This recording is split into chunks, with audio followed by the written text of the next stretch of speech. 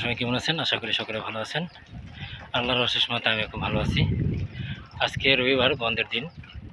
তো সাইকেলটি নিয়ে একটু ঘুরতে বের হলাম, যাচ্ছি। পিছনে যে দেখতে পাচ্ছেন এটা হচ্ছে একটা বাগান, আর ওই ভিতরে মানে এখানে বাস্কেটবল খেলা হয়।